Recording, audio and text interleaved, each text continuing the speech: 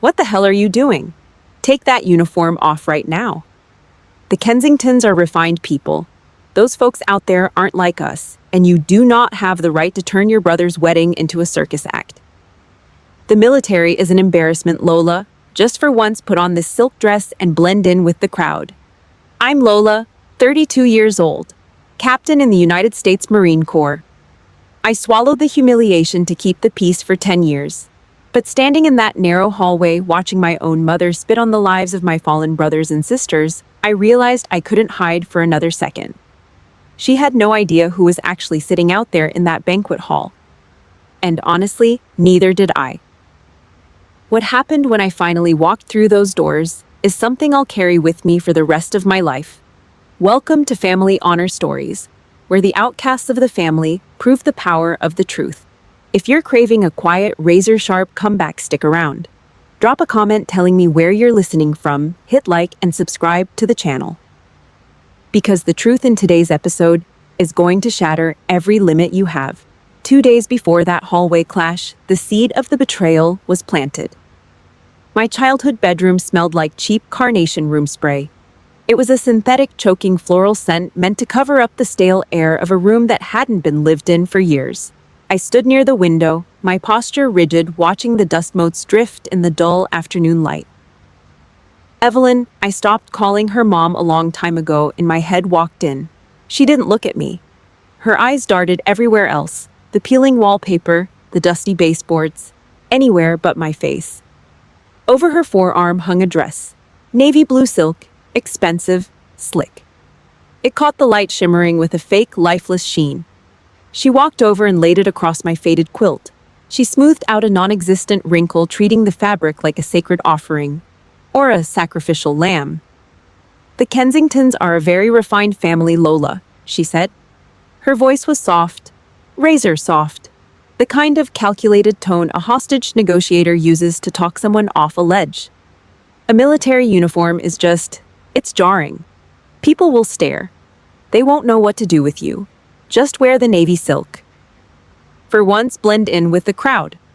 She didn't yell. There was no screaming match. That was the most insidious part about the Bailey family. They didn't punch you in the jaw. They just politely asked you to cut off your own arm and hand it to them on a silver platter. She was asking me to erase my own existence, to wipe away the dirt, the blood, and the rank on my collar so her country club friends wouldn't choke on their champagne over the appetizers. For 10 years, I was the designated peacekeeper, the ghost they only summoned when there was heavy lifting to be done. I hauled the oversized suitcases out of the attic. I mailed the holiday cards. I smiled through gritted teeth at Thanksgiving dinners while everyone worshipped my younger brother Liam's Wall Street bonuses. I stepped backward, shrank myself down, and faded into the drywall so no one else had to feel uncomfortable. I stood at parade rest, my hands clasped behind my back.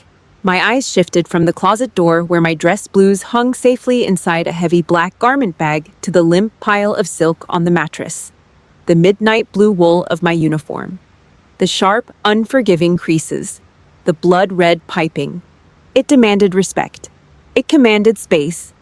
It carried the weight of the silver star pinned to its chest, a medal Evelyn didn't even know the name of. The silk dress, on the other hand, was meant to slip through the cracks unnoticed. It was the uniform of a ghost. My brain ran the same tired survival script it always did, the one hammered into my skull since childhood. Don't argue, swallow the pride, take the hit, keep the peace. My jaw locked. I gave a tight single nod. I'll think about it. Evelyn exhaled heavily. The tension dropped from her rigid shoulders in an instant. She reached out and gave my forearm a weak, sterile squeeze. Thank you. You're a good girl. She turned on her heel, her leather flats clicking sharply against the wood. I need to call the florist. The centerpieces are completely wrong, she muttered, pulling the door shut behind her. The brass latch clicked. The silence in the room crashed down on me, heavy, suffocating. I let my shoulders drop, all the military bearing drained out of my spine. I slid my back down the closed wooden door until my boots hit the hardwood floor. I pulled my knees up to my chest, resting my elbows on them. My hand instinctively reached into the breast pocket of my uniform jacket, which hung over the back of a desk chair next to me. My calloused fingers found the metal. rough, cold, the edges worn flat by years of friction. A USMC challenge coin. It belonged to Corporal Tommy Hayes, a 19-year-old kid from a dirt road town in Ohio who couldn't even legally buy a beer at a bar. I remembered the exact weight of it when he pressed it into my hand with a gap-toothed, dust-covered grin on a scorching airstrip in the Middle East. For 6 years, the jagged edge of that brass coin had been my only anchor. It was the only thing keeping me from completely losing my mind on the nights when the walls closed in, when the phantom smell of burning diesel and hot copper woke me up in a cold sweat. Evelyn didn't know what she was asking. She didn't know a damn thing. When she pushed that slick, gutless silk dress on me, she was wiping her designer shoes on Tommy's blood. She was looking at the ugliest, most violent 90 seconds of my entire life and calling it a social inconvenience. She was calling the sacrifice of my unit a circus act. I closed my fist around the coin. I squeezed hard. The metal ridges dug deep into the meat of my palm, biting into the skin. I pressed until it burned, leaving angry red dents. The physical pain grounded me. It kept the ringing out of my ears. I focused on the sharp bite of the metal, letting it override the suffocating smell of the carnation spray. I couldn't do it. I couldn't wear the silk. Just as that realization settled in the center of my chest, a voice bled through the crack under the door. A low, cowardly grumble. My father, Tom Bailey. "Done yet, Evelyn?" he muttered out in the hallway. I could hear the shifting of his weight, the scuff of his loafers on the floorboards, eager to run away from any potential conflict.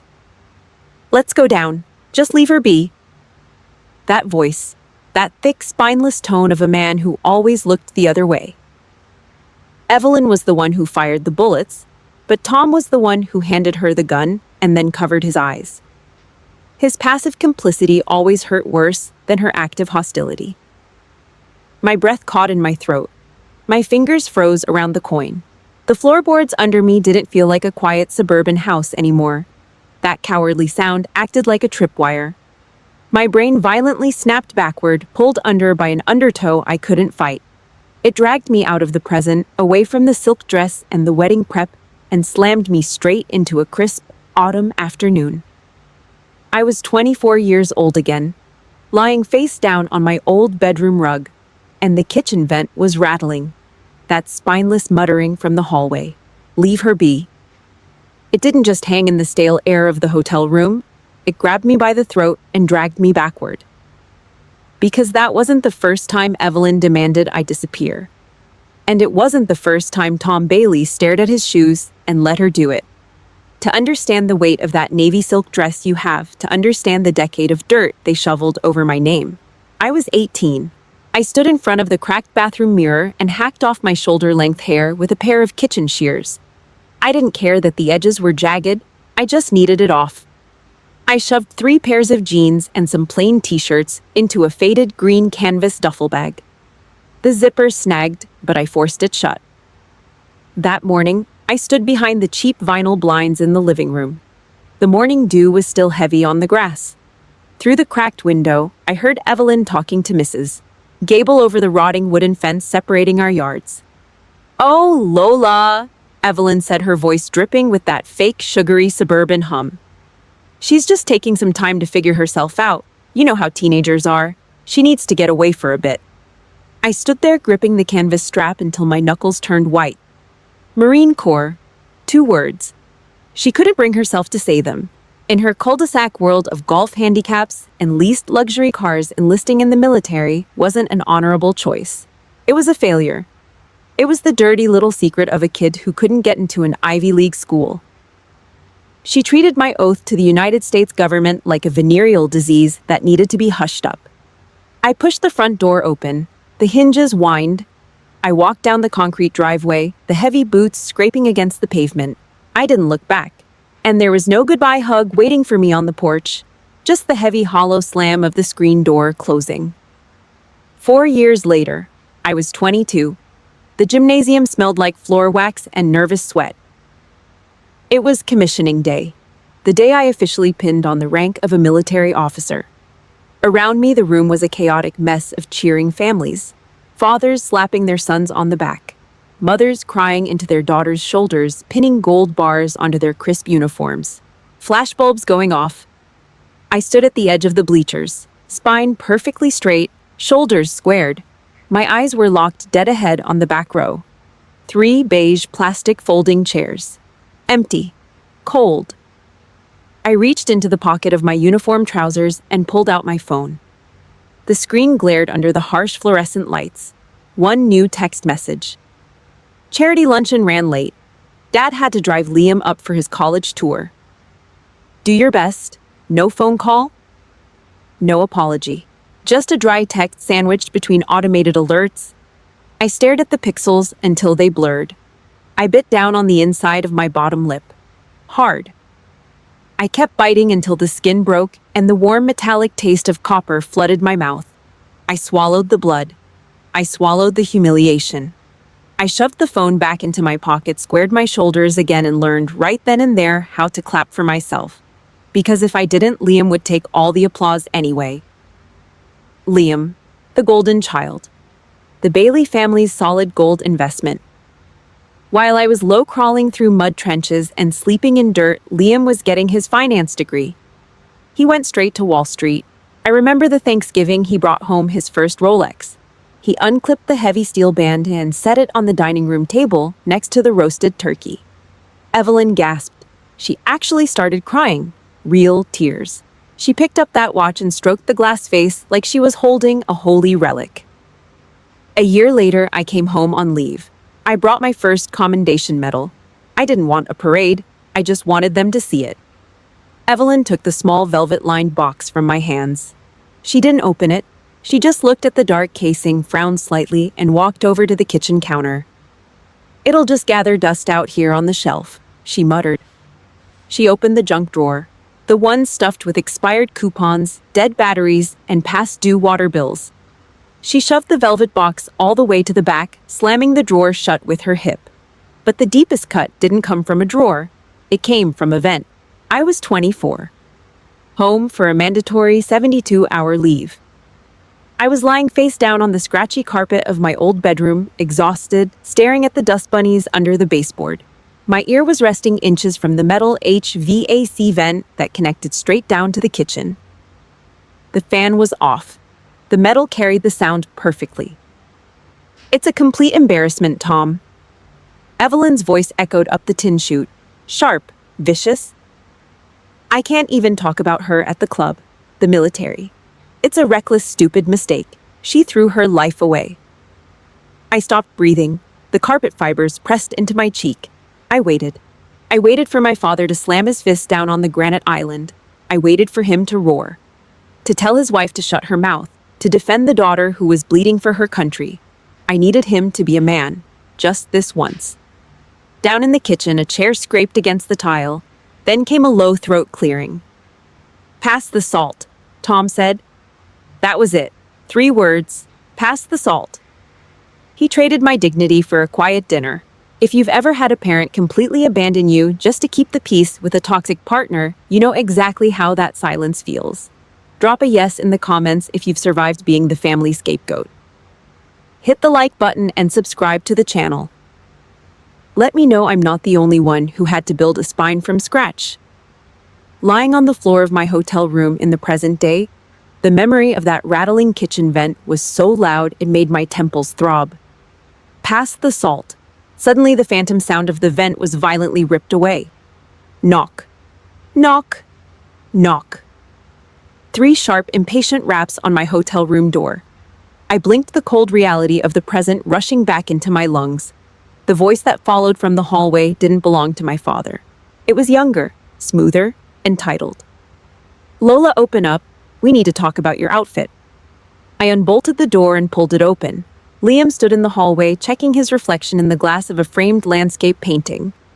He was fidgeting with a silver-gray silk tie, the knot resting loose against his collar.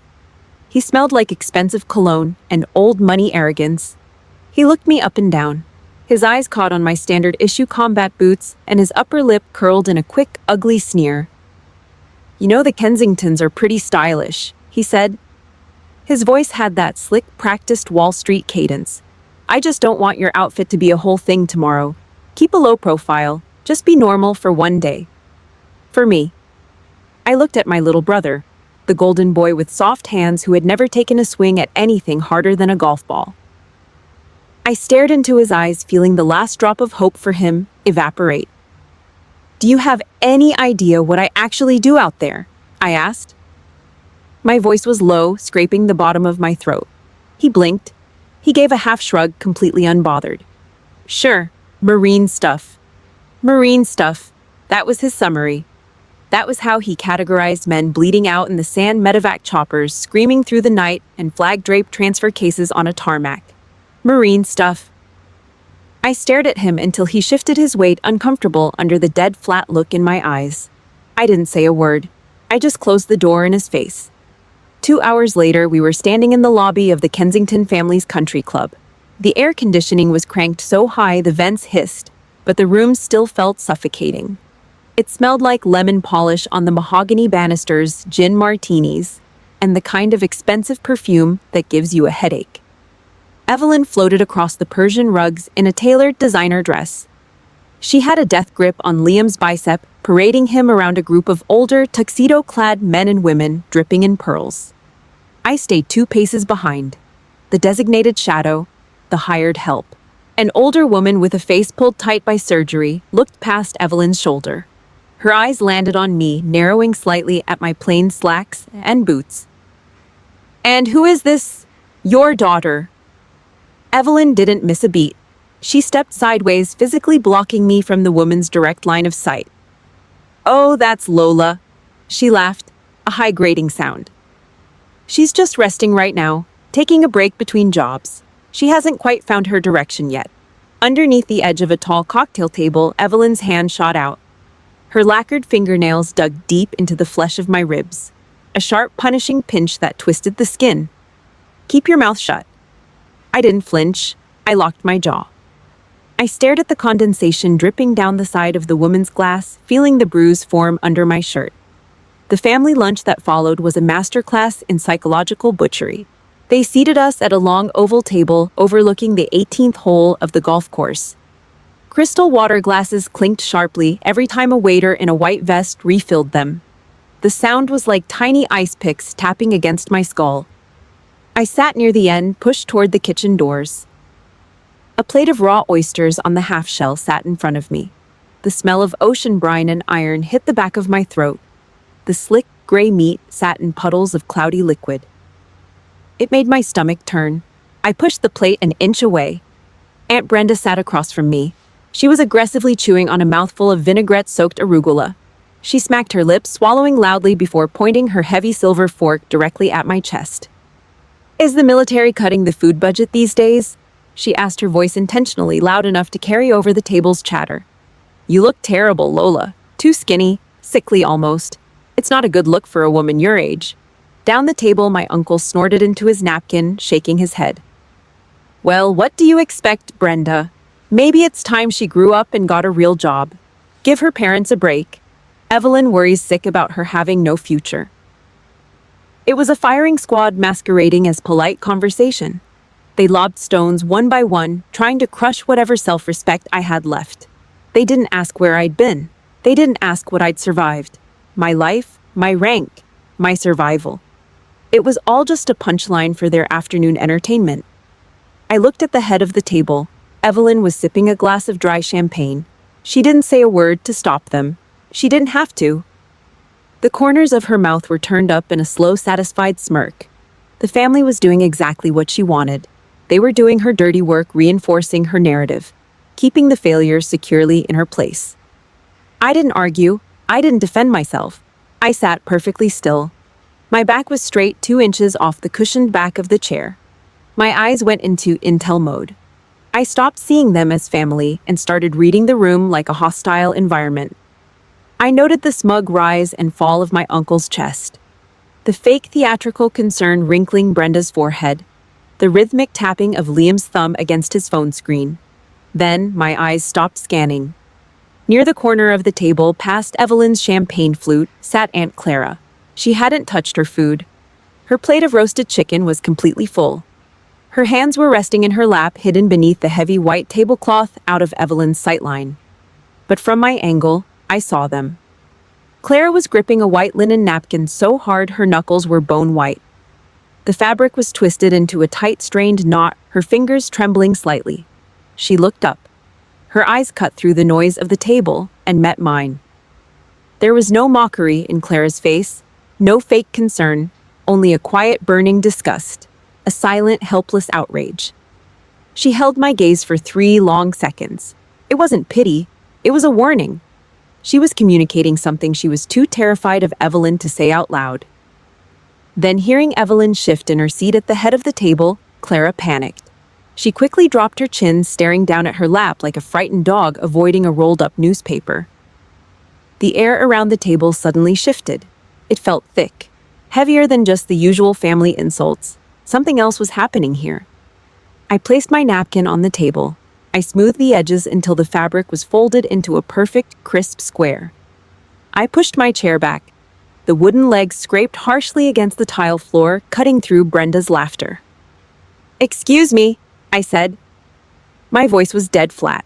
I didn't look at Evelyn. "I need to use the restroom." I turned my back on the table and walked toward the lobby. I didn't know it yet, but Aunt Clara's silent, terrified look was a burning fuse, and the bomb it was attached to was already waiting for me in my hotel room. I left the country club and drove straight back to my hotel. I didn't turn on the radio. I didn't look at the manicured lawns rolling past my truck window. I walked into room 314, pushed the heavy wooden door shut, and threw the deadbolt. The click of the lock echoed in the quiet space. The air conditioning was humming low and cold, blowing frost out of the wall unit. The navy silk dress was laid out flat on the unmade bed right where I had left it. I stood there staring down at it. My body felt leaden. 10 years of conditioning clawed at the back of my neck. Just put it on, Lola. Stop fighting. Let Liam have his perfect Wall Street wedding. Let Evelyn have her country club fantasy. My hands moved mechanically, unbuttoning my shirt, slipping out of my slacks. I picked up the silk dress. The fabric felt lifeless in my hands, slippery, thin, cheap no matter how much Evelyn had paid for it. I pulled it over my head. I walked over to the full-length mirror mounted on the closet door. I looked at the reflection and a sickening feeling washed over me. I saw a ghost. A hollowed-out, smoothed-over mannequin. The woman staring back at me had no rough edges. She had no history. She was perfectly crammed into the refined mold the Bailey family desperately needed to present to the Kensingtons. The shadow in the mirror wasn't the Marine who had survived 2 brutal deployments in the Middle East.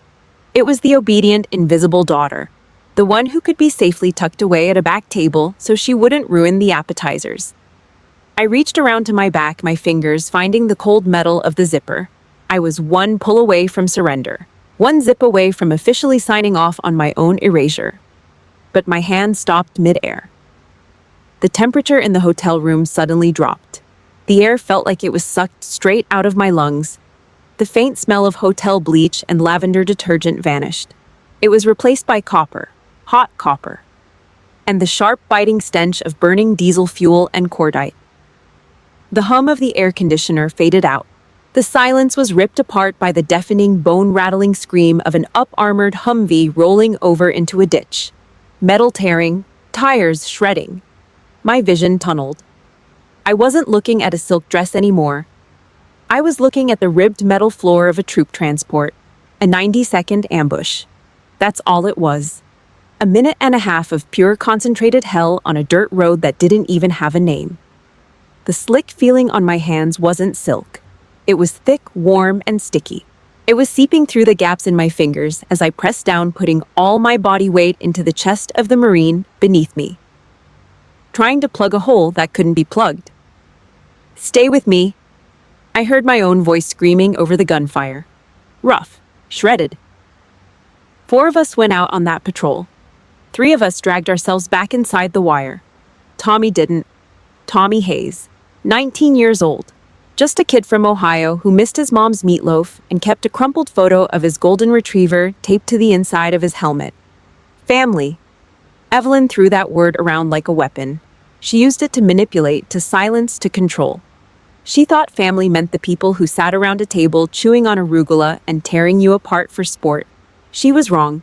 Family was the kid who, 3 days before that ambush, handed me his canteen when the mercury hit 110 degrees, even though his own lips were cracked and bleeding. Family was Tommy flashing that goofy gap-toothed smile as he pressed a heavy brass challenge coin into my palm. "Keep it for luck, Cap," he had said, wiping grease off his forehead. "You hold on to it." That coin was sitting in the breast pocket of my dress blues, hanging in the closet right behind me. Its edges were worn smooth from all the nights I dug my fingernails into it just to remind myself I was still alive. Brenda called me sickly. My uncle told me to get a real job. They sat there in their tailored suits, drinking champagne, mocking the bags under my eyes. They had no idea I looked like this because I gave my last drop of water and half my blood volume trying to keep a 19-year-old kid breathing in the dirt. I looked back at the mirror, at the navy silk. If I wore this dress tomorrow, I wasn't just hiding myself. I was betraying Tommy. I was agreeing with Evelyn. I was standing in front of a crowd of strangers and silently confirming that Tommy's blood, Tommy's life, was an embarrassment. A circus act that needed to be hidden away so as not to offend the delicate sensibilities of a country club. My jaw clenched so hard a muscle twitched in my cheek. The cold, analytical fury of a Marine officer replaced the exhausted daughter. I grabbed the collar of the silk dress and yanked. I pulled it over my head, bunching the expensive fabric in my fists.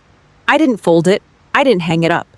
I threw it hard into the corner of the room like a piece of contaminated trash. It hit the baseboard and slumped to the carpet. The exact second the silk hit the floor, a sharp metallic vibration rattled against the wood of the nightstand. Bzzzt. My phone screen lit up in the dark room, a single text message notification glaring bright white against the lock screen. I didn't move for a second. The hotel room was quiet again. No gunfire, no burning metal, just the hum of the AC and that glowing screen. I walked over. I picked up the phone. The sender's name sat at the top of the message preview. Aunt Clara. I picked up the phone from the nightstand. The screen glowed, throwing a harsh, icy blue light across the dark hotel room. My thumb hovered over the notification block. Aunt Clara. She didn't type a single word. No greeting, no how are you, just an image file. I swiped the screen to unlock it. The image expanded, filling the display. It was a screenshot of an iMessage group chat. The header at the top read in bold black letters, "Liam's Wedding Logistics." I tapped the top of the screen to drop down the member list. Evelyn, Tom, Liam, Aunt Brenda, Uncle Dave. Every single person who had just sat around that oval table at the country club, sipping dry champagne and chewing on their fancy arugula salads.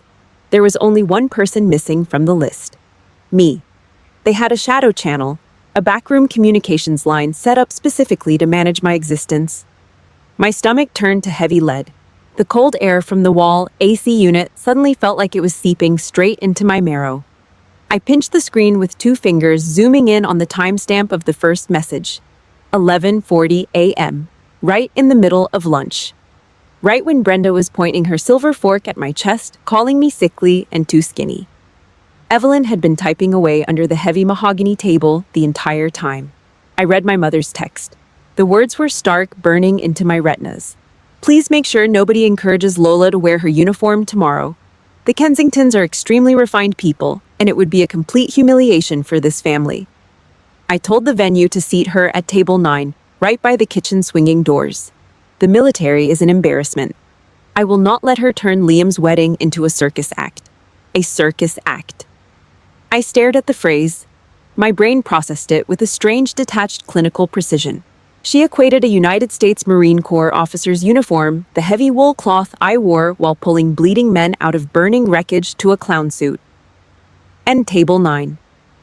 That wasn't just a location. At a Kensington Country Club wedding, the seating chart was a strict caste system. Table 1 was royalty. Table 9 shoved in the back by the kitchen doors, where the waiters dumped dirty plates and the smell of stale grease hung in the air. That was exile. That was where you put the people you were obligated to invite but ashamed to acknowledge. She was treating me like a bag of garbage that needed to be hidden behind a dumpster before the wealthy guests arrived. I scrolled down slightly. Aunt Brenda had reacted to Evelyn's message.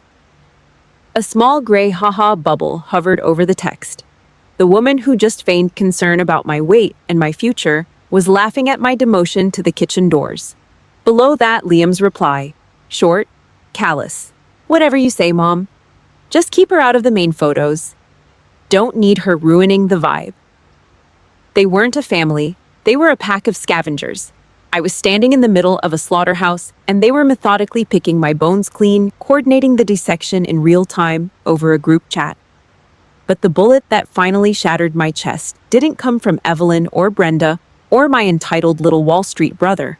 It came from the very bottom of the screen. In tiny light gray text, sitting quietly beneath that barrage of insults, was a read receipt. Read by Tom Bailey at 11:42 a.m., my father. The man I had spent 10 years making pathetic excuses for. The man who always patted my shoulder in the driveway and whispered, "You know how your mother gets. Just let it go, kiddo." The man I thought was just a tragic victim of Evelyn's aggressive narcissism. He saw it. I pictured his face at the table, that mild blank expression, the way he carefully buttered a dinner roll while his phone buzzed in his suit pocket. He pulled it out, read that message, swallowed his food, and then looked me right in the eye. He sat at that table and watched his wife call his daughter's military service a circus act. He watched her plan to hide me next to the swinging kitchen doors, and he didn't type a single letter. He didn't defend me. He didn't tell her she had gone too far. His silence wasn't a survival tactic. It was an absolute endorsement. That little gray read receipt was a death certificate. It killed the last lingering, desperate illusion I had about my father. He wasn't a peacemaker. He was a coward who enabled a monster because it was easier than standing up for his own flesh and blood. I stood in the center of the hotel room. The silence was absolute. I didn't cry. Tears blur your vision. They fog up the glass of your rifle scope. Out in the sand, if you can't see clearly, you die. And the people relying on you die. My body knew that. The Marine Corps had beaten the useless civilian reactions out of me a long time ago. In a combat zone, panic gets you killed. Emotion gets you killed. You assess the threat, you secure your gear, and you neutralize the target. The pain in my chest simply stopped. The bleeding out of my self-esteem halted. A heavy iron door slammed shut in my mind, sealing off the wounded, desperate daughter. What replaced it was cold. A deep, glacial rage. It wasn't loud. It didn't make me want to scream or throw the hotel lamp at the wall. It was a terrifying, quiet focus. The kind of focus that slows your heart rate down to a steady, rhythmic thump. The kind that makes your hands stop shaking and your breathing turn shallow and even. Evelyn Bailey wasn't my mother anymore. She was the threat. I tapped the side button on my phone. The screen went black. I tossed it onto the mattress, letting it land right next to the crumpled, pathetic heap of the navy silk dress. I turned my back on the bed. I walked across the carpet toward the closet. My boots were completely silent. I reached up and grabbed the heavy brass zipper of the black garment bag hanging from the metal rod. The metal teeth made a sharp ripping sound in the quiet room as I pulled the zipper down. The bag opened. Inside, the midnight blue wool of my dress blues absorbed the dim light of the room. The fabric was stiff, unyielding. The red piping down the trouser legs looked like a fresh cut.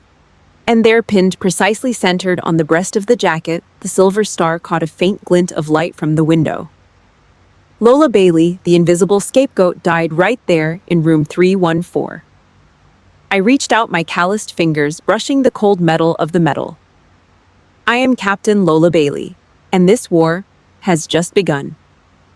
That night, I laid the dress blues flat across the hotel bed. It took me 2 tries to push the thick metal mounting pins through the dense midnight blue wool of the jacket.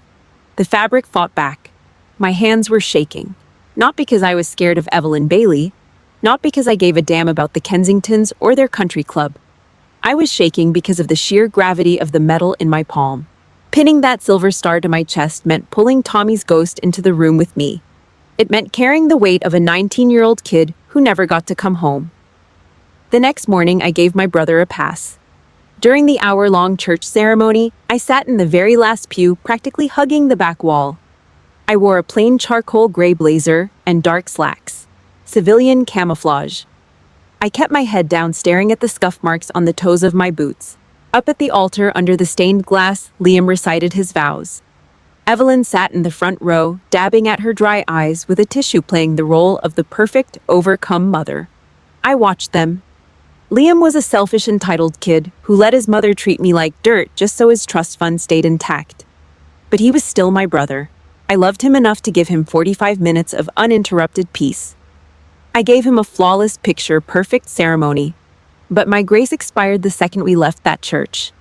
The reception was held at the Kensington's private country club, a massive, sprawling estate. Valets were parking imported German sedans. A string quartet was warming up somewhere in the main hall. Waiters in crisp white vests drifted past, carrying silver trays loaded with champagne flutes. I didn't follow the crowd into the ballroom. I broke away. I slipped down a carpeted side corridor, carrying my heavy black garment bag, and ducked into a small, empty bridal prep room near the restrooms. I locked the door. The deadbolt slid home with a solid metallic thud. The room smelled like aerosol hairspray and spilled Prosecco. I unzipped the garment bag. I stripped off the charcoal blazer. I took off the civilian clothes that made me invisible, letting them drop in a wrinkled, pathetic heap on the floor.